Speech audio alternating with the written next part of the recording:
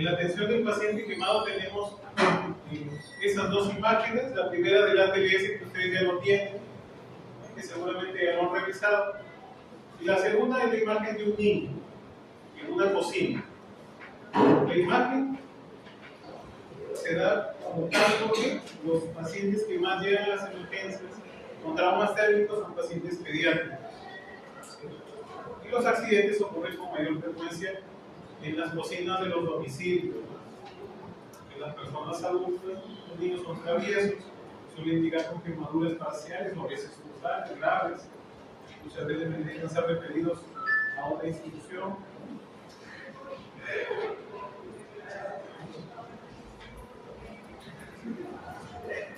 Bien, nosotros tenemos información del paciente quemado en el ATLS, tienes que revisarlo.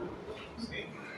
También encontramos información en esas páginas, como la de Interpol, que vieron anteriormente. ¿Sí? Está indexado a la Organización Mundial de la Salud. ¿Sí? Donde la data nos habla de que la mayoría de pacientes afectados son pacientes pediátricos. Estas quemaduras causan daño no solamente físico, sino también psicológico, ¿no? Y perjuicio económico, porque estos traumas no se alivian ni en un día, ni en una semana, ni en un mes. A veces toman un año o más. Y el paciente a veces está incluso hospitalizado un año o más. Y necesitamos un manejo que no solamente es de cirujano plástico, sino también necesitamos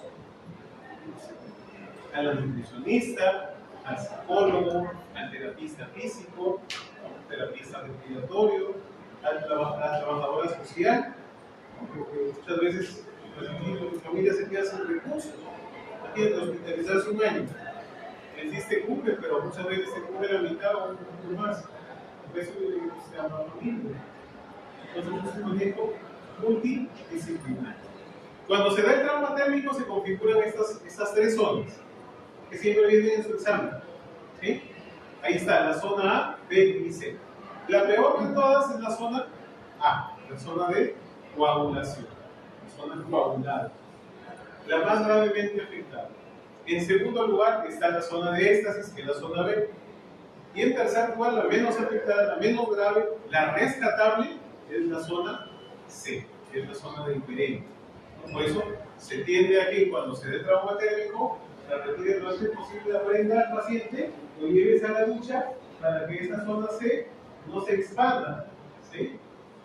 Y se quede el trauma térmico en una superficie pequeña, reducida. Porque si tú no retiras la prenda, no irrigas la zona con agua fría, la zona C se expande.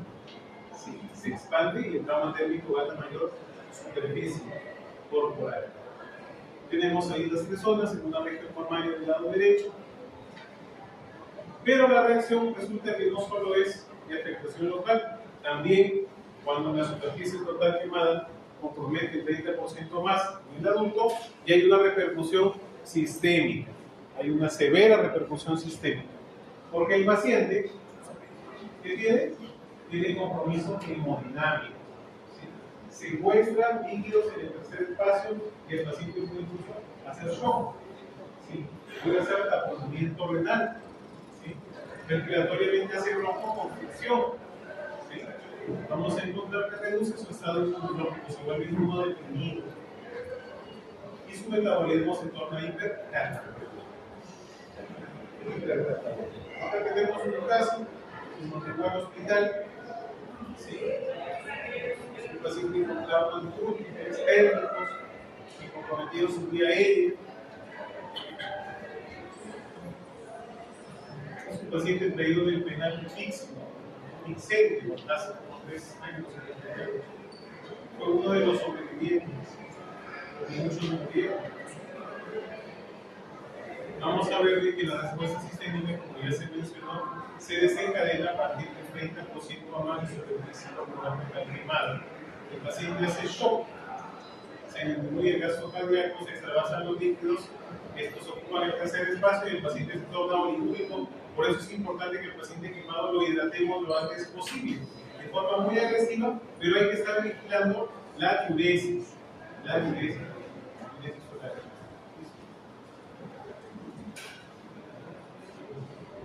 Miren, mi cuaderno.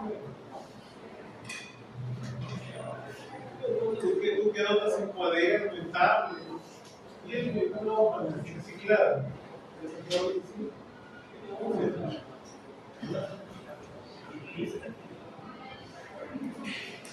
Bien, la historia clínica nos dice, hagamos la siguiente pregunta. ¿Cómo se quemó? ¿A qué hora pasó? O sea, ¿cuánto tiempo ha transcurrido? ¿Recibió primeros auxilios? ¿Hay algunas otras heridas concomitantes? ¿Sí? Porque a veces tiene el trauma técnico y hay un trauma asociado, ¿no? Como trauma encefalocraniano, torácico, abdominal, musculoesquelético, etc. Entonces, los agentes físicos son los más frecuentes, en especial los líquidos calientes. Que atacan, pero no son los únicos, ¿no? Porque también hay agentes químicos, hay agentes biológicos, y en la historia clínica tenemos que considerar si el paciente tiene una enfermedad previa de importancia, con una alergia a medicamentos, o está medicado por algún motivo, de repente se anticoagula, de repente consume aspirina, de repente es un paciente oncológico, etc. Diversas vacunas, las vacunas son importantes. Entonces, cuando ustedes vean la atención del politraumatizado según el ATLS, vamos a encontrar que se tiende a enfocar al traumatizado como A, B, C, D. Esto siempre viene en su examen. Por eso ustedes tienen que tenerlo claro. ¿El A qué significa? Tenemos que salvaguardar la vía aérea. Y no solo eso, sino que también debemos cuidarla, controlar la columna cervical. ¿Sí? B, ventilación. C, ventilación. D, déficit neurológico. E, exposición. Esto aplicado al paciente quemado significa, para la letra A, ver que la vía aérea esté permeable. Pero ojo, si el paciente, como el que mostramos en la foto, llega con las vibrisas quemadas, o sea, los vellitos de la nariz quemados, con la lengua con ceniza, ¿sí? Con la voz ronca, esputo carbonáceo, ¿qué significa? De que hay compromiso de la vía aérea. Y te está diciendo que este paciente tiene que ser intubado lo antes posible, porque pronto va a ser edema de glotis. Y ahí ya no se va a poder intubar. ¿Sí? O sea, detectas a este paciente con estas características. ¿Cuál es la propuesta? Intubación temprana. TOT más BMA, o sea, tubo traqueal más ventilación mecánica asistida. Lo antes posible, si lo detectas con esos estigmas en relación a la vía aérea. ¿Sí? Entonces, si en tu caso clínico te viene así, ¿qué sugieres? TOT más ventilación mecánica asistida. ¿Sí? Bien. En el tema de la ventilación, muchas veces el paciente es el síndrome de la escala torácica, cuando es una quemadura de gran extensión, es decir, está comprometido la rectantura abdominal, se pone rígida, como una coraza de armadillo. Entonces tenemos muchas veces que hacer fasiotomía, porque el paciente va a hacer distrés respiratorio, al comienzo leve, luego moderado, finalmente severo. ¿Cómo detectamos el distrés público? ¿El paciente tiene distrés respiratorio? ¿Qué buscamos? ¿Qué buscamos? ¿Qué falla respiratoria? ¿Cómo lo detectamos?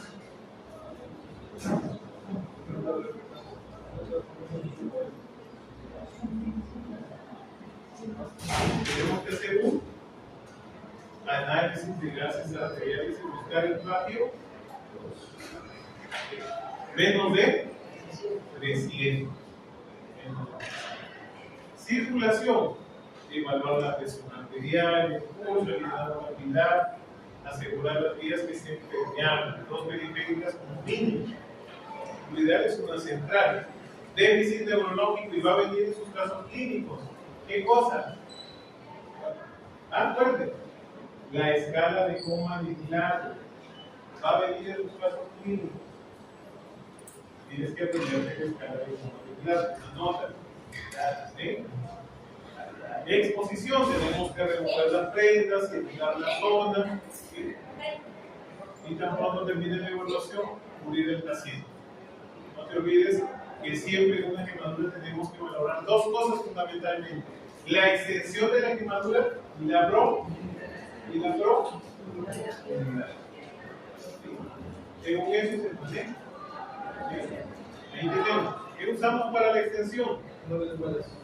La escala de Toews de igual. Va a venir en su examen. ¿Sí? Entonces ahí la revisa. Para adultos y para niños. Cuando la quemadura es de poca extensión, usan la regla de la palma de la mano, que es el 1%. Pero como ven ahí, involucra la región palmar de los dedos. ¿Sí? Ahí está. ¿Qué más tenemos? Son niñitos de 0 a 15, pediátricos. Usamos Bloom Brother, ¿no? Más específico, ¿no? Como se puede ver, mientras más pequeñitos, más superficie en la cabeza, ¿sí? Y lamentablemente la zona que más se quema, que tiene la olla, se quema en la cabeza. Conforme va creciendo, la cabeza pierde porcentaje a expensas del cuerpo y las extremidades, como se ve. ¿Sí? También tenemos que considerar en la historia clínica las localizaciones especiales. A veces la quemadura no es muy extensa, pero el paciente requiere manejo especializado en instituciones que tengan el cirujano plástico. ¿Por qué? Por las secuelas que deja una quemadura en la cara, en el cuello, en la axila, en la mano, en los genitales, en la plaza, en la región poplilla, las regiones inguinales, interglúteas, todas esas regiones mamarias. Entonces quedan secuelas graves. Por eso tienen que recibir atención. De repente el porcentaje es pequeño, pero está en un área crítica. Tenemos que convocar al cirujano plástico, obligatorio derivarlo a un hospital que lo tenga. O también un trauma ahí, en la lengua. Agarró una linterna y explotó la linterna. Terminó traumatizándole la lengua. La región cervical, las rodillas. Luego, ya saben la extensión, ahora vamos a la profundidad. Primer grado, segundo superficial, segundo profundo, tercero y cuarto. Primer grado está comprometido solo a la epidermis. Toma una semana más o menos curar. Todos hemos tenido una quemadura de primer grado. Hoy en día peor, ¿no? Con el deterioro de la capa de ozono. Peor. Si te vas a la playa, ni hablar. ¿Sí? Vienes con quemadura de primer grado. En segundo grado aparecen las ampollas, en segundo grado profundo, el folículo piloso se termina borrando, desapareciendo. Tercer grado está comprometido hasta la hipodermis, todo el estrato verde. También ya no hay dolor. Lo de cuarto grado sí es pocas veces encontrado en las emergencias, porque muchas veces terminan falleciendo en el camino. Quemaduras severas que llegan hasta el hueso. Si el paciente llega vivo al hospital, llega a la amputación. Bien, entonces ahí tenemos la extensión, la profundidad. Esta también la revísenla, ¿por qué? Porque hay denominaciones también que se les da a estas quemaduras. Por ejemplo, la de segundo grado superficial también internacionalmente se le conoce como quemadura tipo A. La de segundo grado profundo se le conoce como tipo AB, y la de tercer grado también se conoce como tipo B. ¿Qué tiene de especial la tipo B? Es la de tercer grado y la de cuarto grado, que cicatrizan por segunda intención. Cicatrizan por segunda intención. No olvidemos ese dato. Bueno, y acá está. Primer grado te tomó una semana. ¿No? Por lo general, no necesitas ir al hospital. A lo mucho una crema humectante en la superficie, a lo mucho acetaminofén. ¿Tienes más lugar de dolor? Nada más. En las otras, bueno, ahí tenemos ejemplos. Síntoma cardinal, eritema. Síntoma cardinal, el dolor. ¿Sí? Y ahí tenemos también de primer grado, pasó por la cocina y le salió un poquito de aceite. Se hizo una quemadura de primer grado. ¿Por qué no de segundo? ¿Por qué no de segundo? ¿Ah? Porque no hay un cuello, no hay criterio. No es primero. ¿Sí? Segundo grado superficial aparecen las ampollas, los glúteos. Me va a tomar un par de semanas. Conforme se van dando las curaciones, se va removiendo el tejido desvitalizado. ¿Sí? Segundo grado profundo, ¿qué encontramos? Que se destruye el folículo pilosum, o sea, va hacia la dermis profunda, hacia la dermis reticular. Y va a tomar de 3 a 4 semanas. Y tienden a profundizarse, por eso se tiene que tornar retroceder. Aquí tenemos en la región con el brazo, axila, y parte de la región torácica del lado derecho.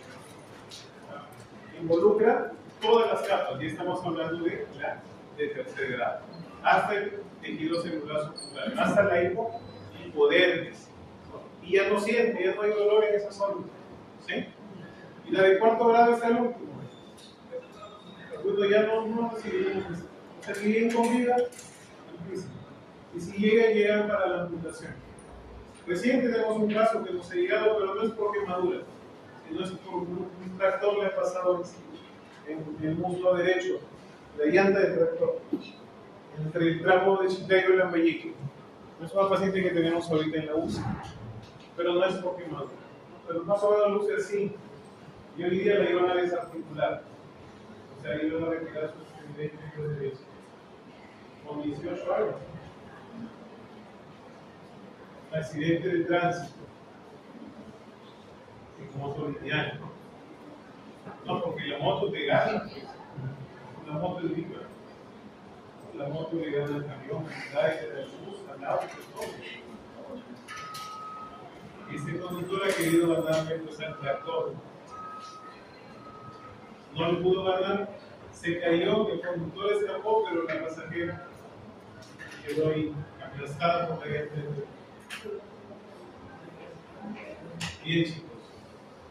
Entonces tenemos la del estresor parcial, que se tiene a profundizar, y acá están los factores que graban el pronóstico, los extremos de la vida, las localizaciones especiales ya mencionadas y los pacientes que tienen enfermedades concurrentes. Por ejemplo, tienen cáncer, tienen VIH, son diabéticos, problemas cardiovasculares, hematológicos, se dializan, están gestando, etc.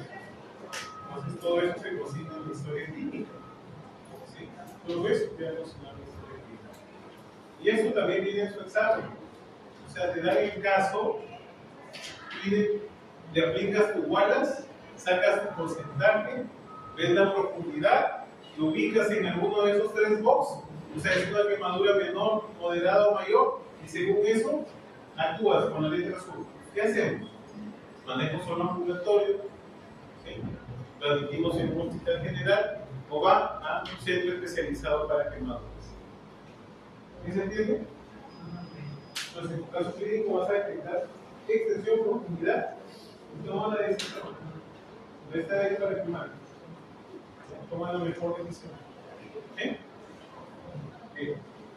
Entonces tenemos el manejo del paciente quemado en resolución. Retiramos las vendas, enfriamos la zona quemada, aplicamos nuestro ABCD, cubrimos la quemadura, tenemos que aliviar el dolor, control de temperatura, cuidar la herida, nutrirlo al paciente, esto es sobre todo al paciente que quedamos hospitalizados, darle antibióticos si es necesario, tratamiento quirúrgico para la limpieza, porque muchas veces no lo tolera en su cama, aquí va a pasarla, reconstrucción quirúrgica, movilización de vehículos. La parte estética se ve al final, ¿sí? Porque a veces lo que no tienen es la parte estética, pero la parte estética se ve al final. ¿Qué pasó, delegado? Ale canta todo. ¿Ah? Ale canta todo. Recházala. No. Ya. Entonces, irrigas la zona por 20 minutos, aunque sea. Luego tenemos las de segundo grado, porque ahí tienen las ampollas. No es necesario meterle aguja y reventar las ampollas. Conforme sean las curaciones diarias, se van removiendo los líquidos desnutrizados. ¿Sí? ¿Qué usamos? Además del cloruro, ¿qué usamos? Lo más económico es la sulfariacina de plata, que la tenemos por el CIS. También tenemos otras opciones como la tirosina, la vasopresina, más femenino, pero son más costosas. La superación es tal vez más cómoda, como va a estar con terapia de curaciones por meses. Entonces, necesito dar, no es superación. Bien, segundo grado superficial, las inoculaciones, va retirándose la piel desvitalizada como se ve ahí en pantalla. Y esas son zonas delicadas, zonas críticas que están siendo afectadas por la rodilla. Una vez que ya la superficie queda limpia, y antes que eso, una vez que el paciente vive, porque el objetivo número uno es que el paciente viva, ya se ve la parte estéril, es decir, las zonas expuestas deben ser coberturadas con estos, ¿cómo se llama? Internos. Porque la piel tiene que estar cobertura por eso. La de tercer grado se tiene que colocar interno. No puede quedar expuesto si no se ve el interno profundista. Se hace una infección grave de microplanos, muere el paciente. Ahí está la figura en el ABCD. La hidratación, como ya se mencionó, tiene que ser agresiva. Y ya tenemos varias opciones. Tenemos la fórmula de Parkinson. Actualmente la teoría ha definido que le coloques 2 mililitros por kilo por superficie corporal. Eso es lo mínimo. Pero en la práctica nosotros ponemos hasta 4 mililitros por kilo por la superficie corporal. No, si no te olvides, Parkland, ¿cuál es la solución ideal? El lactato Ringer, es lo ideal. ¿Por qué es lo ideal? Porque es una solución. Es una solución. Es una solución tipo hiperoiso. No es la única opción. Parkland también puedes utilizar grupo, modificar. No está en el caso de los pediátricos, está la información en la página. Una vez que tienes el insumo, es decir, el interlactato, tienes el volumen calculado según la fórmula, entonces vas a colocar el 50% en las primeras 8 horas y el resto en las siguientes 16 horas. Luego hay que monitorizar al paciente, su presión arterial, su frecuencia cardíaca, si tiene una diuresis con medio valor normal. ¿Cuál es el punto binario valor normal? 0.5 a 1, es 0.4. Hay otros parámetros más sensibles, como vigilar la presión venosa central, como vigilar el ácido láctico, el déficit de bases, los electrolitos. Y acá tenemos que el paciente debe poseer accesos venosos de gran calibre, que es lo ideal, a través de CBCs, catéter venoso central. Sonda Foley, al inicio sonda nasogástrica, ahí tiene que ser inmunizado contra el tétanos. Debemos evitar la proliferación de la infección, movilizar al paciente, evitar que el problema se extienda. Y aquí estamos ya en la fase de los injertos, que están cortándose para hacer ruidos. A eso me refería con el síndrome de la escala torácica. Entonces se pone rígido todo. Tienen que hacer pasiotomías torácicas en forma de H, en tablero de ajedrez. Esto no es estético, para nada es estético. No es estético. Pero si no le haces eso, entra el sistema respiratorio y se muere. Entonces, con el fin de que se rompan las bases de una mejor inspiración y expiración, hacen esto como estrategia de mortalidad. Pero es temporal. Una vez que pasa el sistema respiratorio, ya recién entra a tener la parte estética bonita. Primero es que viva. ¿Sí? No le hago porque va a quedar feo. Se muere. Bonito y muerto. O si no queda feliz. Cirugía de trauma es así. Ya luego viene la parte estética, ¿no? O sea, dar cobertura con injertos. ¿Sí? Ahí están los injertos. Lo ideal es usar injertos del mismo paciente. ¿Sí? O sea, autólogos, no heterólogos. Es la primera opción. ¿qué le echan mano? A la región dorsal del paciente, a la región posterior, ¿no? De los brazos, antebrazos, de los muslos. Ahí sale la parte donadora del mismo paciente, por eso se llaman injertos autólogos. Ya se acabó, ya no hay de dónde sacar. ¿Qué hacemos? Se llama a una mujer, rapan al paciente y sacas el injerto del cuero cabelludo. Esa es la última opción. ¿Por qué? Porque cuando el injerto es autólogo hay menos posibilidad de rechazo. Cuando es heterólogo, o sea, viene de un agente externo o es sintético, hay más posibilidad de rechazo. Doctor, ¿y la tilapia? Bueno, también se usa, pero no hay mayor posibilidad de rechazo. Y el paciente va quedando así, ¿no? Tiene un injerto poco estético, pero vivo. Va quedando así. Parece con manga. Entonces, la cicatriz de sus injertos. Ojo con la parte nutricional. ¿Sí? Se les dijo al comienzo, cuando se habló de cicatrización. No, porque a veces un familiar presiona para que le coloquen los injertos. Pero si el paciente está anémico, hipoalbuminémico, séptico, hiperglicémico, ¿sí? O con falla renal, entonces no va a funcionar los injertos, no va a haber buena cicatrización. El paciente tiene que estar bien nutrido, tiene que tener una albúmina de ingreso, una albúmina basal, una hemoglobina basal, una glicemia basal. Luego hacer sus controles y buscar la mejoría, evitar la hipotermia, evitar el síndrome compartamental, porque este síndrome causa daño vascular, evitar la trombosis venosa profunda. Recuerda que es un paciente que va a estar postrado, ¿sí? Postrado y no lo movilizas. Es por eso que hasta le ponen enoxaparina en dosis profilácticas, 40 miligramos subcutaneos cada 24 horas al mes.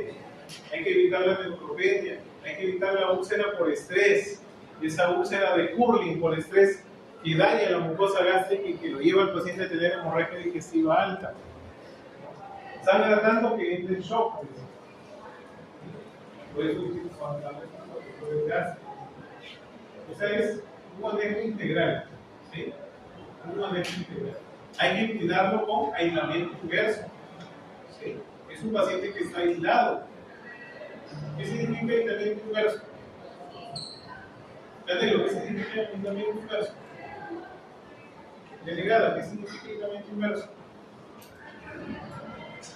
Significa que si tú lo visitas y tiene que colocarse toda la cobertura de bioseguridad eres no porque tú te vayas a contagiar de él, sino porque tú lo puedes estar viendo. Es inmunodeprimido. Un resfrío tuyo puede convertirse en él en una neumonía. ¿Sí? Y ahí está, ¿no? Hay que cuidarlo porque la mayoría cuando mueren por falla pulmonar, por sepsis, porque les da arritmias cardíacas, les da neumonía, les da falla renal y se mueren. Entonces el paciente también logra rescatarse, hay que rehabilitar. No al final, sino en el día del ingreso. Por eso el paciente recibe terapia respiratoria, se le moviliza cada 2 horas, se trabajan sus músculos para que no terminen los años en sus articulaciones, se maneja el dolor, movimiento, sus cicatrices y sobre todo hay apoyo psicológico, porque a veces se lucha tanto, se trata tanto por meses, que el paciente a veces se ve al espejo y se deprime. No le gusta cómo ha quedado. Vivo, pero no le gusta cómo ha quedado. Y a veces ocurre que está en el hospital, así como en el seguro hace más de 10 años, revalidante de 25 pisos, no le gustó cómo quedó y se aventó. Cuando había estado más de 8 meses hospitalizado y se autoeliminó porque no le gustó. Por eso dice apoyo psicológico. ¿Sí? Y entonces se ha quemado, hay que rescatarlo, resucitarlo, recuperarlo, resurgirlo, rehabilitarlo, reconstruirlo y revisarlo. ¿Qué es lo que funciona? La prevención.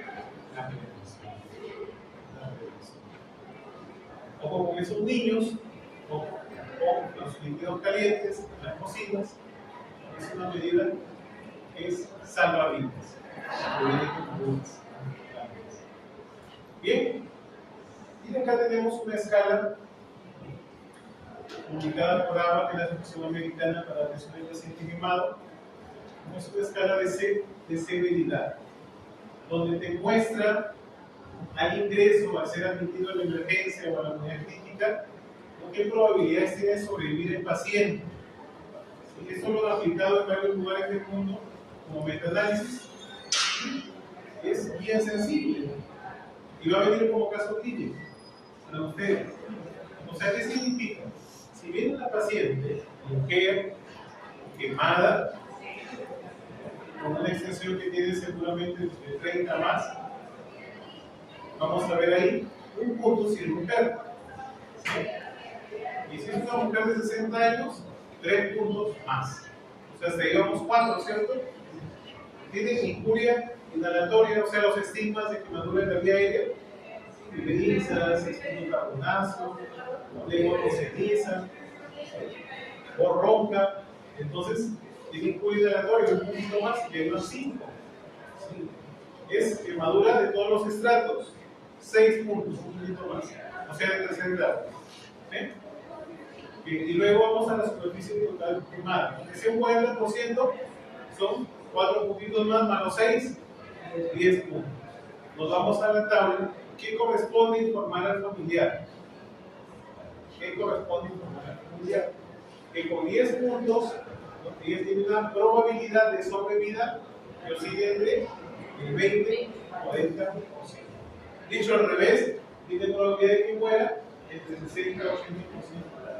Hoy día ingresa en los ¿sí? Mañana seguro le van a tomar exámenes, van a recalcular esto, y eso es lo que hacen los médicos en la unidad crítica, los sociólogos. Salen e informan a la familia en base a números, en base a scores, por eso es que les piden exámenes a diario de apoyo al diagnóstico. Ya no es como antes, doctor, ¿cómo está mi familiar? Sí, un poquito mejor. No, ya todo lo he hecho fórmula matemática y salen. Bueno, ayer tenía probabilidad de morir 80%, hoy tiene 50%, mañana 20%. ¿Sí? Les iban informando con números concretos reales. Y en esto viene, en el caso mismo, lo que dice.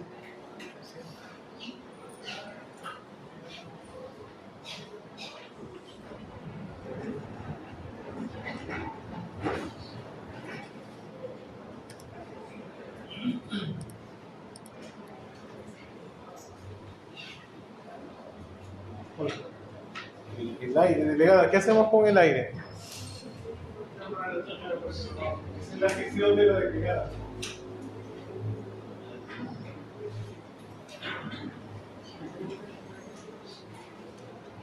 Me gusta cambiarse de sitio.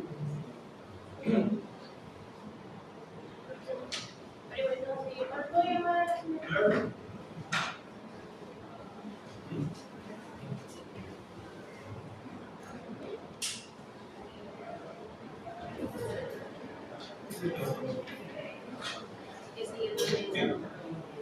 ¿Ya se da tramo?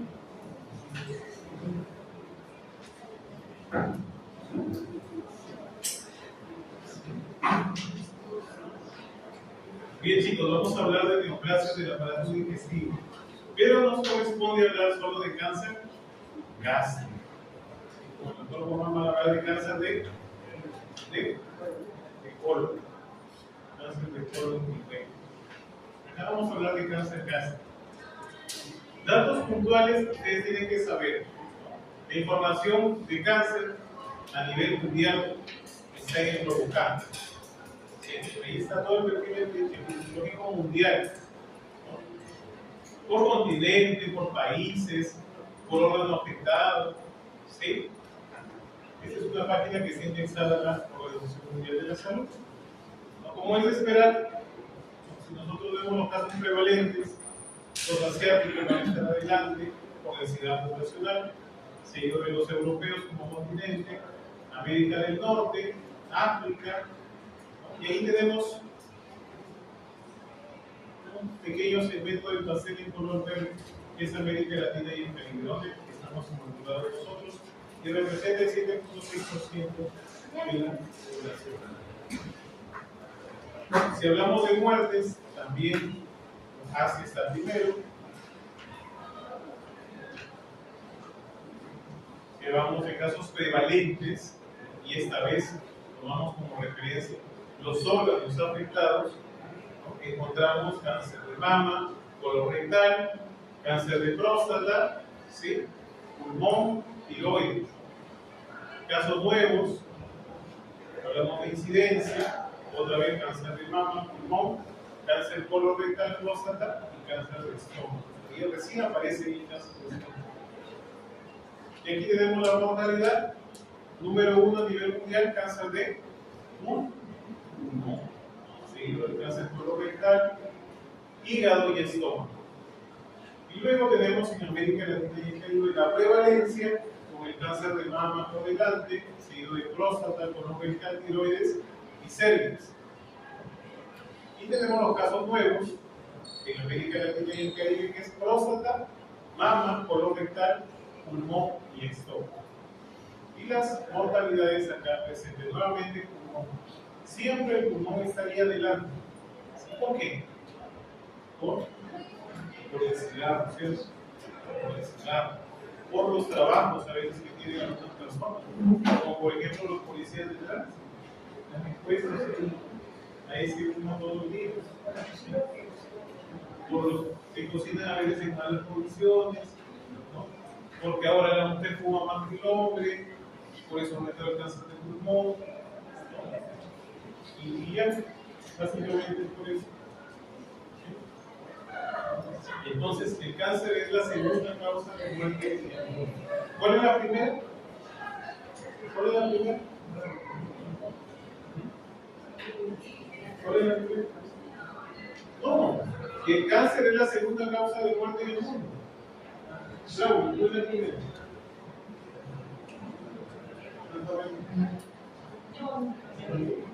Esteban.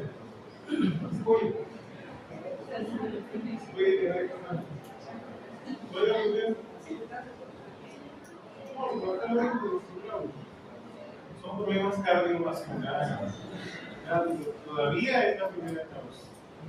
Todavía es la primera causa. ¿Sí? Todavía es la primera causa. Es la muerte silenciosa a la que vamos todos. Es el cambio robusta. Porque dice que nos va a dar hipertensión, nos va a dar obesidad, vamos a estar mal de la glucosa, el colesterol, porque dormimos mal, porque fumamos y comemos comida chatarra. Entonces, como tenemos todos esos parámetros, vamos así de como algunos a edad precoz, otros ya a la tercera edad. Bien, pero el cáncer ataca sobre todo a los países en vías de desarrollo, como el nuestro. Y lamentablemente, cuando se diagnostica, en la mayoría de los casos ocurre en estadios avanzados. Entonces se convierte en un problema de salud pública. ¿Sí? Ahí está la prevalencia en el Perú. Aquí está la incidencia en el Perú, con casos nuevos. Y esta es la fotografía que nosotros manejamos hasta el día de hoy. ¿Sí? Es decir, lo que más afecta a la población peruana es: 1. Cáncer de próstata. 2. Cáncer de mama. 3. Cáncer de estómago. 4. Colorectal. Y 5. cervix. O sea, de los 5 primeros, a la mujer la involucran principalmente mama y cervix. Al varón el problema de la próstata. Y en ambos, estómago y colorectal. ¿Sí? Pero miren, de próstata primero, de lejos. ¿Sí? ¿Por qué?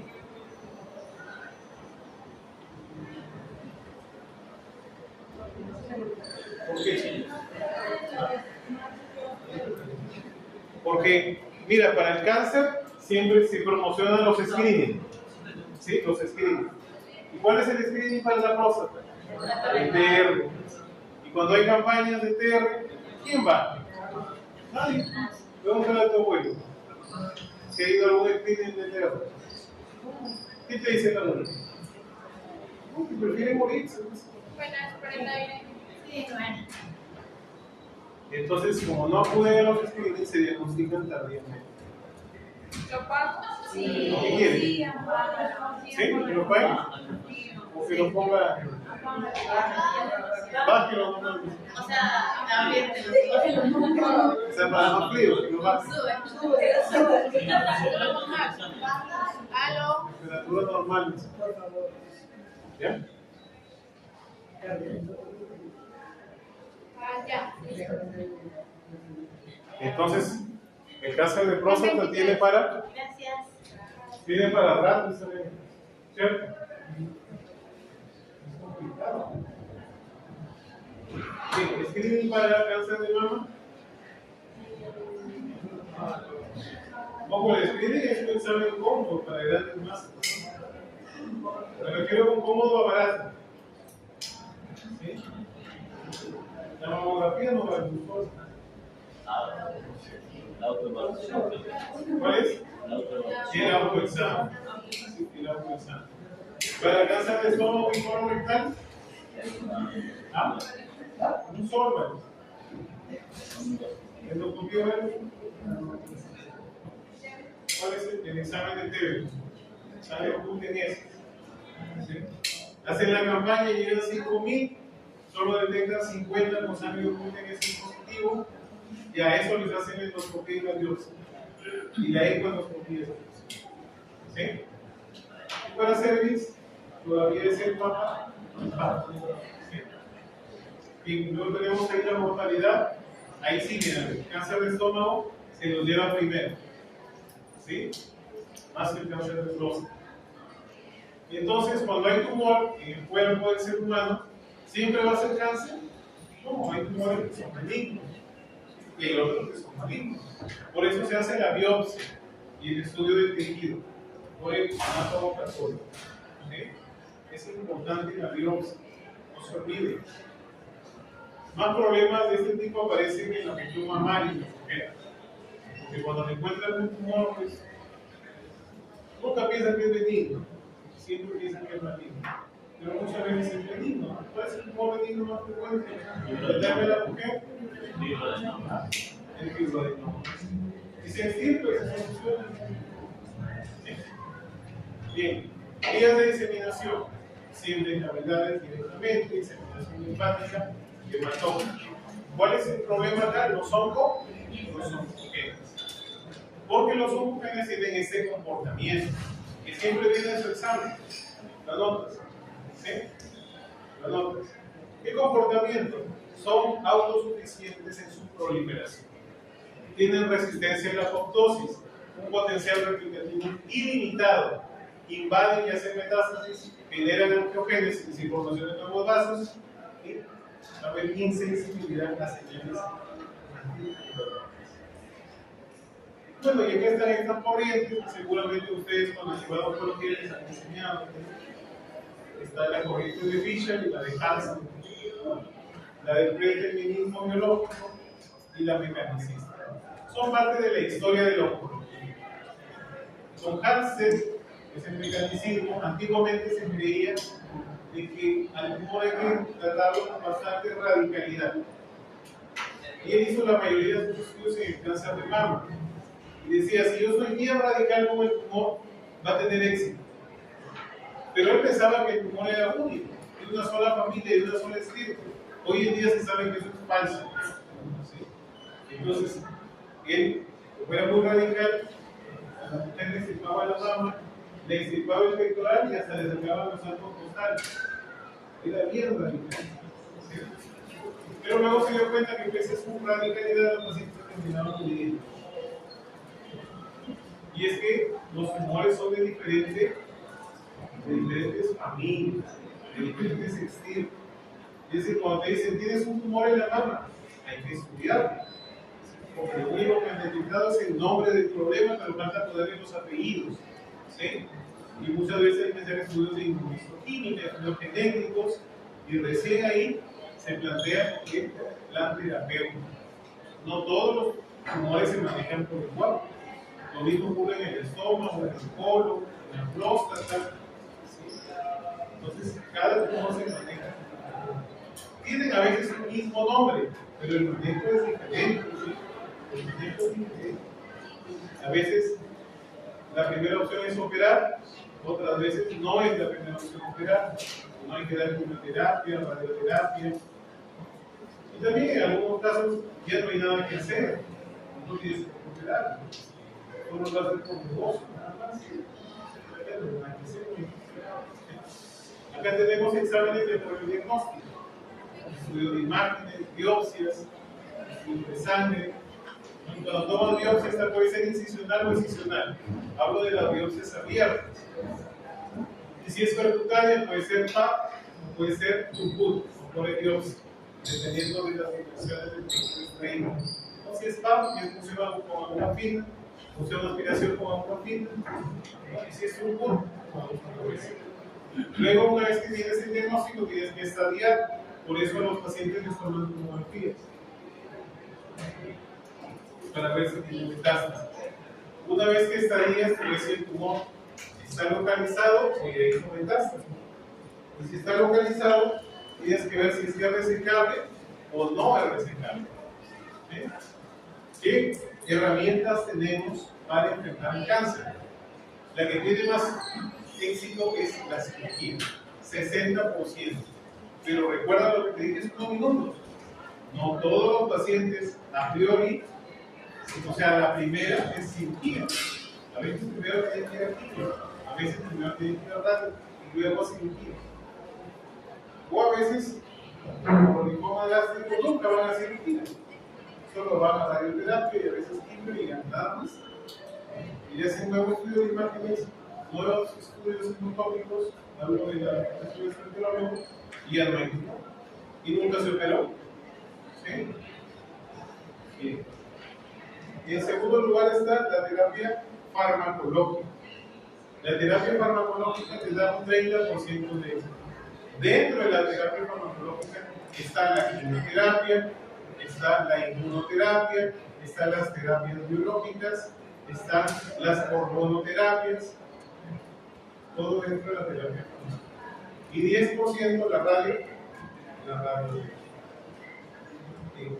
Si nosotros vamos a operar un paciente, lo ideal es que logremos una resección R0. ¿Qué significa? Que no quede indicio ni micro ni macroscópico del tumor. Si queda indicio microscópico es una resección R1. Y si queda un indicio macroscópico es una resección R0.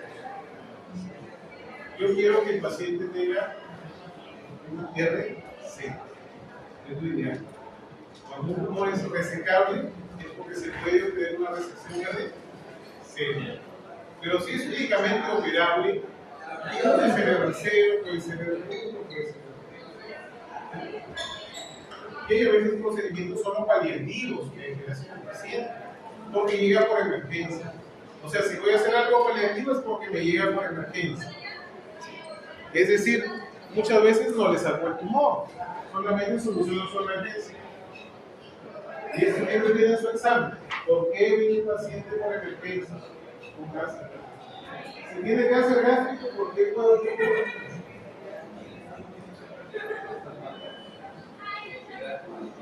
Por hemorragia. ¿Por qué más? ¿Por qué más?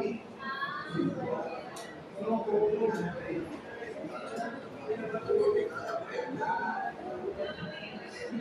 emergencia. Mira que a veces hasta tiene que ser un posado una gestante para que un paciente salga. Tiene que ser una emergencia. Con sangrado y tus mujeres, correcto. Y hablo del cáncer gástrico, que es similar al cáncer de colon en 4 emergencias. Cáncer de colon sangrante y el colon que sí. ¿Por qué más? Por obstrucción. En primer lugar, por obstrucción. Ahí está, chicos, ¿ven? ¿Por qué piensas? ¿Está escrito ahí? No piensas. Es una lista. ¿Sí? Bien. Por número 1, obstrucción. Número 2, sangrado. Número 3, perforación. Se perforó el estómago. El tumor perforó el estómago. Se le hace el procedimiento solo paliativo, porque ya son casos avanzados. ¿No? Si se obstruye, ¿qué le hacen? Si es cáncer de colon, lo ostomiza. Si es cáncer de estómago, le hacen un bypass. O sea, lo cosen a un intestino para que solo pase el alimento. Si es sangrado, ligan el vaso que está sangrando. Si es perforación, ahí sí pues tienen que entrar a cerrar el agujero que se perforado. ¿Sí? Y hay otros casos donde el paciente pues tiene un tumor en las vías biliares, como ya ustedes lo han visto, ¿no? Pues muchas veces es una loma, es una cabeza de páncreas, es un cáncer de duodeno o un colangiocarcinoma distal. Y es el que dice lo va a llevar a la colangitis leve, moderada, severa y en la parte. Pero a veces no se puede sacar el tumor. ¿Qué hacemos? Dejamos un izquierdo. O por siempre colocamos un biliar interno. Únicamente se dio una calidad de vida. Repito, casos avanzados. Y hay dos términos más que son adyuvancia y neoadyuvancia. Para dar adyuvancia, primero opero. El patólogo se encarga de estudiar la pieza, la estructura orgánica, macroganglios que están alrededor de ella. Si hay un cambio positivo, va a sugerir quimioterapia adyuvante, ¿sí? Y si no hay cambios positivos, ahí nomás queda y ya no queda cirugía. Y a otros casos se les da neoadyuvancia, es decir, antes de la operación doy quimioterapia. Reviso luego la pieza, si estuviera un cambio positivo, otra sesión de quimioterapia. Pero si ya no hay algo positivo después de la cirugía, ya hay quimioterapia. ¿Sí? Entonces tenemos adyuvancia y neoadyuvancia. Bueno, todos estos son términos que supongo ustedes ya están familiarizados con ellos, porque he llevado oncología. ¿Sí? ¿En qué medicina clínica? ¿El estudio correo? ¿Sí?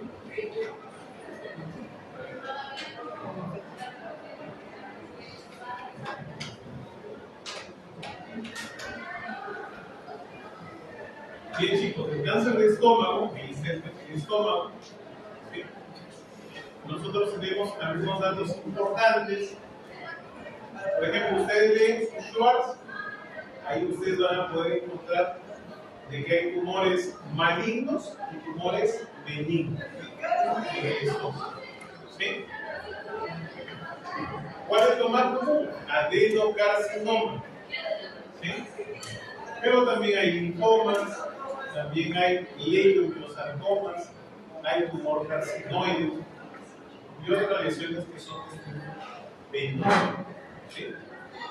Estos casos, este tipo de desgracia se originan en el epitelio de la mucosa gástrica y progresan, comprometiendo toda la pared. O sea, van a la mucosa, submucosa, muscular, subserosa, serosa, y ya cuando están avanzadas se salen del orden. Ahí tenemos su incidencia, su prevalencia. Nosotros estamos dentro de un grupo de riesgo. ¿Sí? En el Perú todavía el cáncer suele ubicarse en la región distal con mayor frecuencia, hablo de la región antropilónica. En el Perú todavía más afectados están los varones que las mujeres. En el Perú todavía la tercera edad es la más afectada.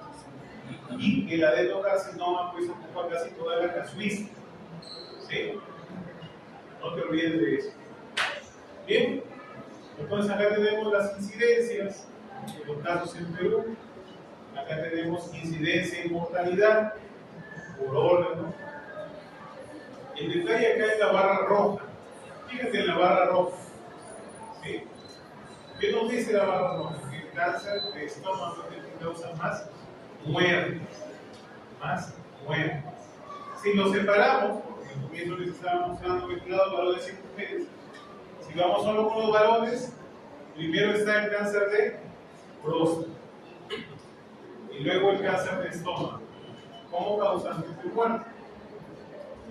Pero si nosotros traemos los datos actuales, el cáncer de estómago ya superó el cáncer de próstata en mortalidad. Para el caso de los varones, para el caso de las mujeres, el cáncer de estómago está liderando la mortalidad, tanto en incidencia como en prevalencia. ¿Sí? Bien. ¿Hay factores de riesgo? Sí los hay. ¿Sí? La dieta, en ese estómago, definitivamente la dieta es un factor importante, porque comemos muchas veces bastante grasas animales, bastante carnes rojas, ahumadas, saladas, y casi no comemos fibra. ¿Sí? Entonces tenemos mayor falta de fibra. Hay poca higiene en nuestros alimentos, entonces va a aumentar la presencia de Helicobacter pylori. ¿Sí? Hay condiciones médicas preexistentes, gastritis crónica, obesidad, anemia perniciosa, y esas síndromes como el de Mendelier son raros, que de haberlo se convierte en una condición que podría ser causante más en la cultura, al igual que el tabaquismo y el alcohol.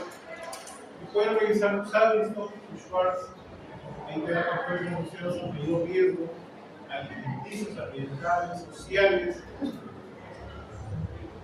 una cirugía previa, hay pacientes operados de mano, también se convierte en un factor de riesgo. ¿Sí? Bien, el HP, que es el Helicobacter pylori, la principal causa de cáncer gástrico. Pacientes con HP tienen 6 veces más probabilidad de hacer adenocarcinoma gástrico. ¿Sí? Ahí podemos ver cómo progresa el cáncer desde una mucosa no infectada con HP hacia una mucosa que se infecta con HP. Va a haber polimorfismo de citoquinas. Polimorfismo de citoquinas que progresa de gastritis activa crónica a atrófica. Va a ser metaplasia intestinal al comienzo de bajo grado, luego de alto grado y luego hace el adenocarcinoma gástrico. Toma bastantes años, es lo que ocurre con la mayoría de la población, ¿sí? Pero también tenemos un pequeño grupo, muy pequeño, en donde las manifestaciones clínicas son bastante agresivas. Cuando da síntomas, muchas veces ya no son síntomas de metástasis, como que el paciente es electrolinténico, tiene ascitis, o tiene adenopatía. Producto de la ubicación de esas adenopatías resulta el nombre de esos epónimos que están ahí en la tabla. Pero ojo si estás entrando con anemia, si estás con disfagia, con pérdida de peso, con abdominal recurrente, vómitos, anorexia, obliga a hacer un estudio endoscópico lo antes posible. ¿Sí? Hay que hacer estudio endoscópico, incluso a veces hasta ecoendoscopía, biopsia. Si sale positivo hay que hacer tomografía. ¿Sí? Podemos encontrar una lesión como la figura sospechosa de cáncer, o como la figura B por debajo de la mucosa se encuentran los tumores escondidos. La figura C tiene un poco metastásico en la base del pulmón derecho. La figura D, ya hay zonas probables de metástasis hepáticas. Y hay que hacer la endoscopía alta lo antes posible. Porque lo ideal es encontrar un tumor en estadio temprano, muy cáncer. Es lo ideal para manejarlo según esta clasificación japonesa. Hay tipo 1, tipo 2, tipo 3. Cuando están precoces los tumores, es más común encontrarlos de forma combinada. La combinación más frecuente es el tipo 2C y el tipo 3. Cuando está avanzado ya tenemos que usar la clasificación de forma. ¿Sí? Donde tenemos primero una masa polipoidea, una lesión ulcerativa infiltrante y una infiltrante difusa o infiltración plástica.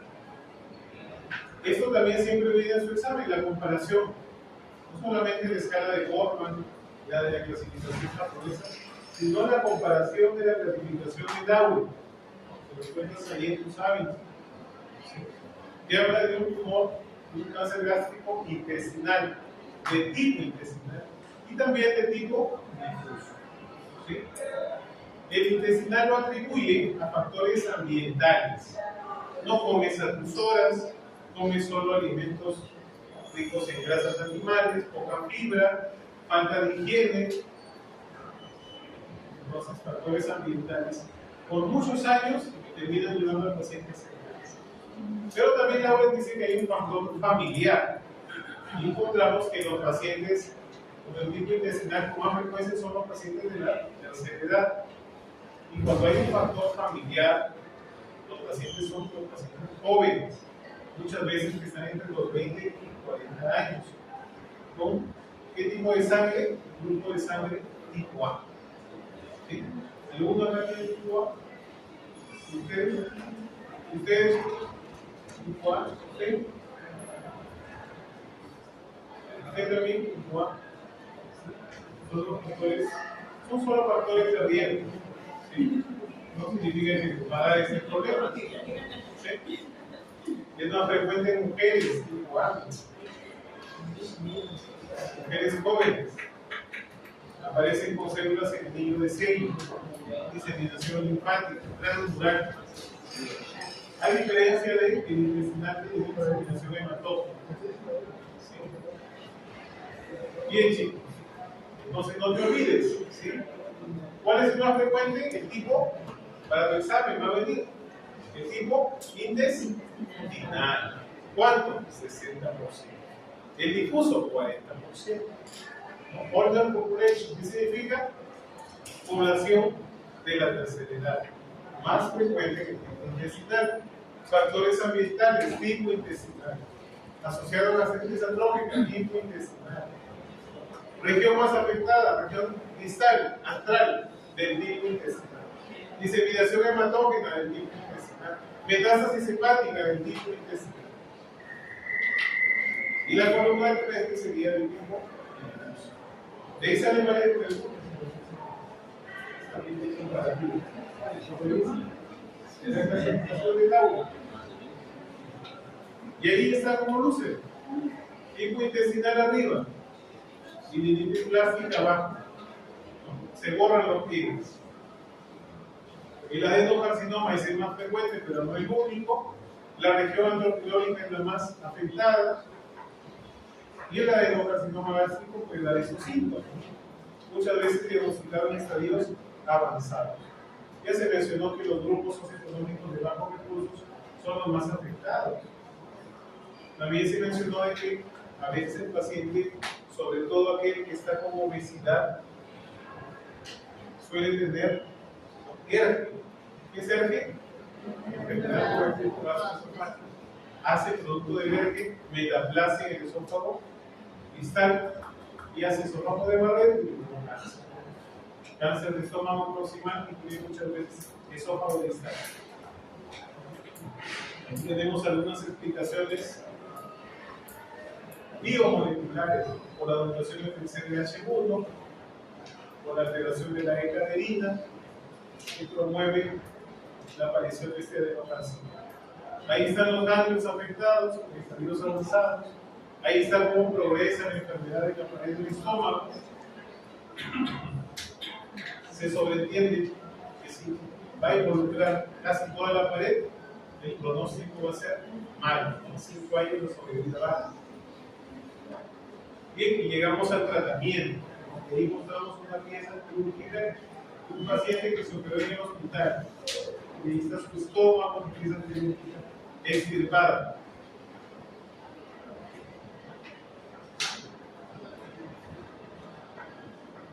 Solo le ha quedado la quinta parte del estómago. 4 quintas partes han sido extirpadas. Pero ojo con el detalle. Se está extirpando el estómago y también se está extirpando el aumento mayor y el aumento menor.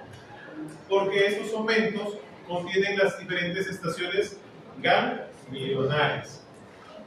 Obligatorio extirpar todo el bloque, porque si no lo hacemos, quedan ganglios sospechosos que pueden promover la recurrencia del cáncer en el paciente.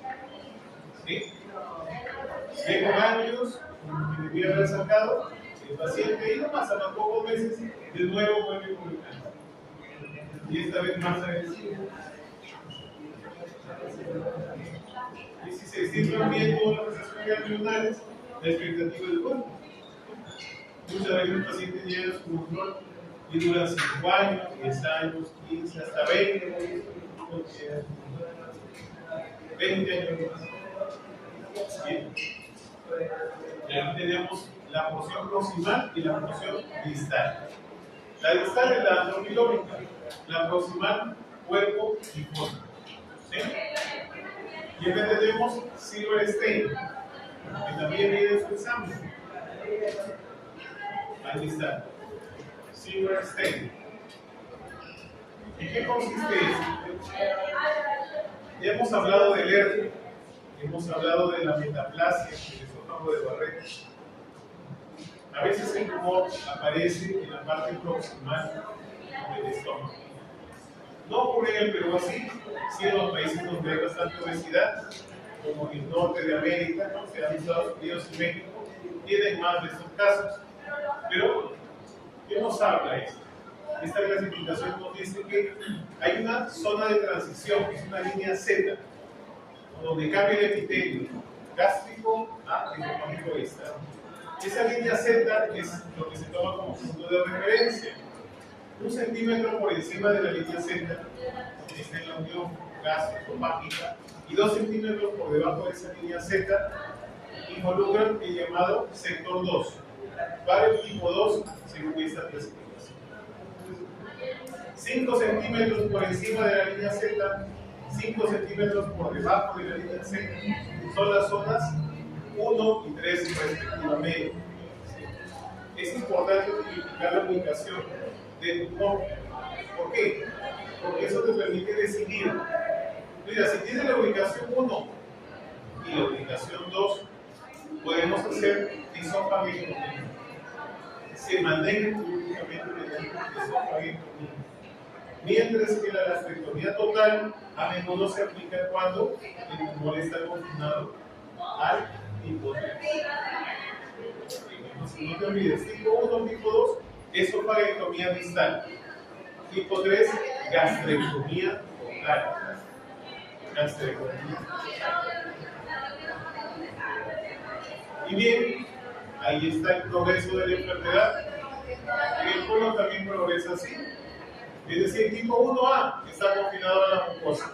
1B a la submucosa. Tipo 2 a la muscular.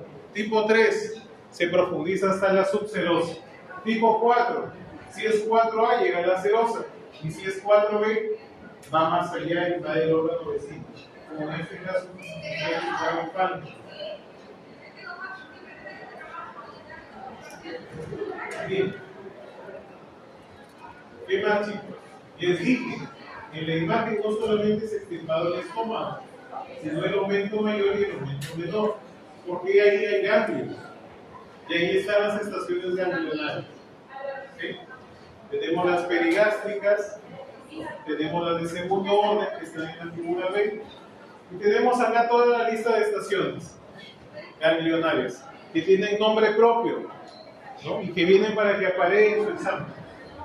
Por eso las revisan para que puedan aparecer ganglionarios. Bueno, les estoy diciendo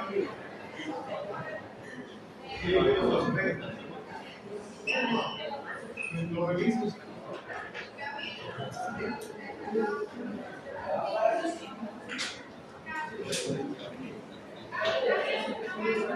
Bien, chicos, aquí están los estadios. Ya tengo el T, le tengo que sumar el N y el N. Y según esto establezco el estadio del caso. Y según el estadio de la conducta del núcleo. Vías de diseminación directa, linfática, hemática, peritoneal. Ojo con la hemática, más afecta al hígado dentro de la cavidad abdominal, pero fuera de ella más afecta al pulmón. ¿Sí? Y ahí tenemos, ¿no?, el adenocarcinoma, el estadio. Vemos en la enfermedad, esto de Schwarz, tiene metástasis, la enfermedad no tiene metástasis.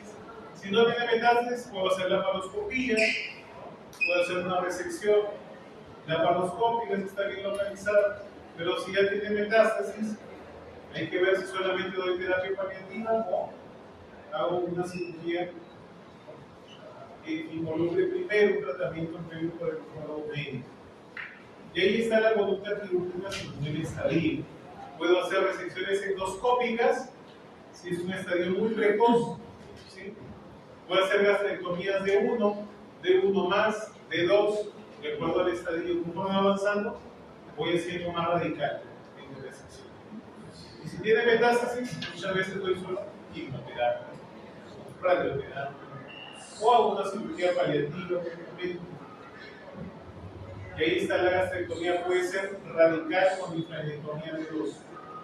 Es decir, saco todo el estómago, todo parte de él, más los ganglios que están a su alrededor, porque si no va a haber recurrencia. Acá está la resección endoscópica, cuando está muy localizado el problema solo en la mucosa, pero de no ser así, necesita una cirugía amplia, hay que hacer gastrectomía o mentectomía menor y mayor, por eso estaba ahí el estómago con el aumento mayor y menor, hacia ambos lados, es decir, el tejido amarillento, grasoso. Linfadenectomía, que son los ganglios metidos en esos aumentos, resección del órgano, anastomosis, drenajes en las zonas para que se lo antes posible.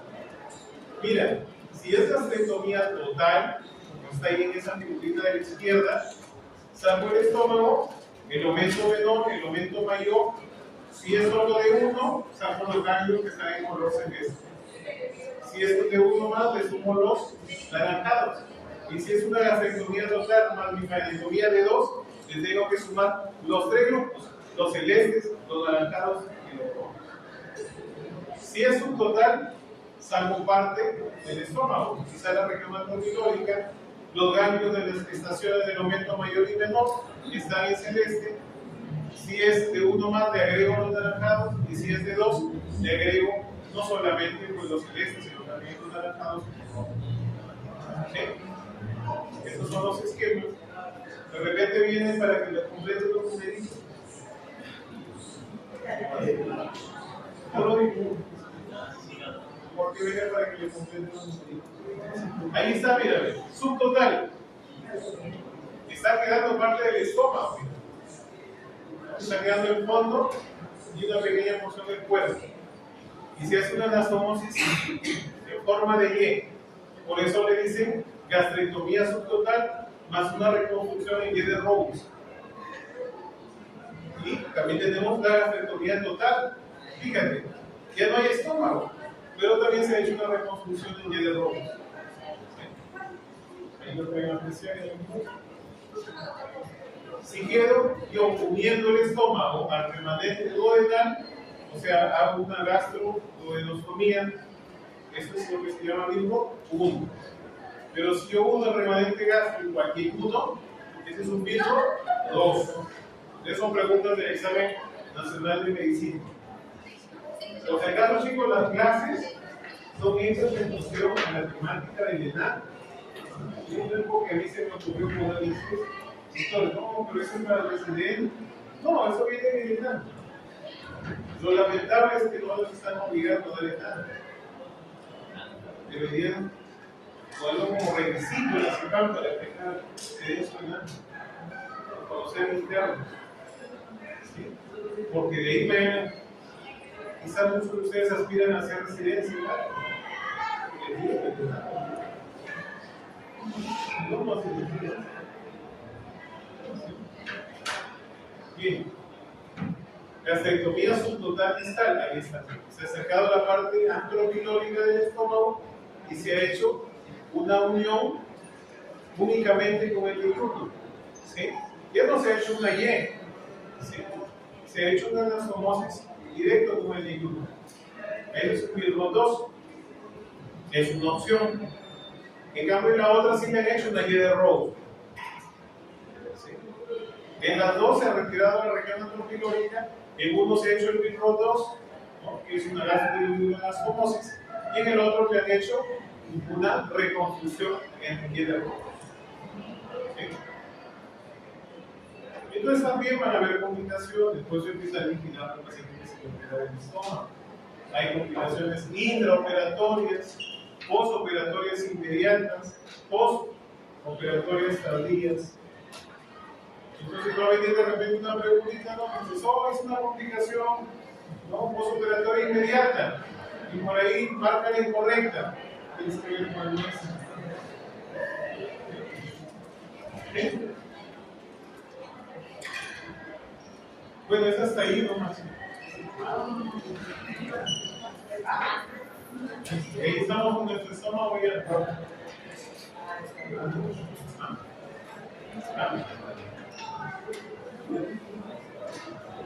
¿Ya había empezado?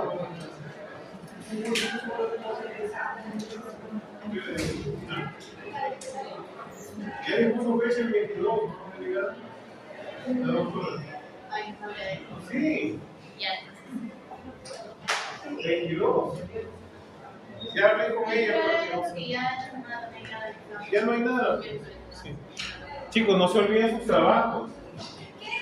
Si te sobra nota, ya, pues ya no lo hagas. Podemos 0. Pero si sacas 20, son 2 puntos. ¿Sí? Al promedio. ¿No?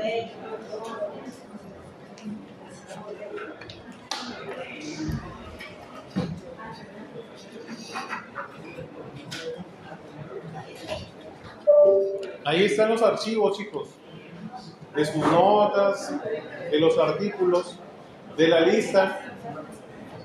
Lo revisan. Y ahí están las clases. Bueno, las clases están desde hace semanas, ¿no? Si hay chicos que ya van por la tercera leída, cuarta leída, ya. Lo revisan. Preguntas por ahí. Preguntas por acá. Preguntas por aquí. Y no se olviden. Mañana.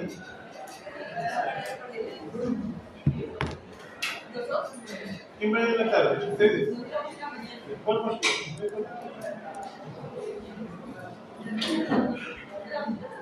¿Y en la mañana quién va? Ustedes, ¿no? Con ellos. ¿Son 4 o 5?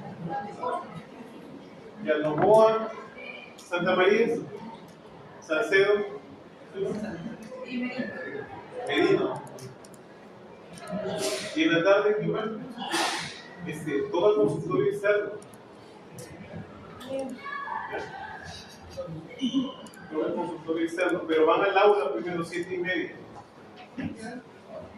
7:30 empieza la expo, llega antes de las 7:30. Ahí con los internos. Luego ya vamos a consultorio. Y en sala es a las 2. Es Guevara,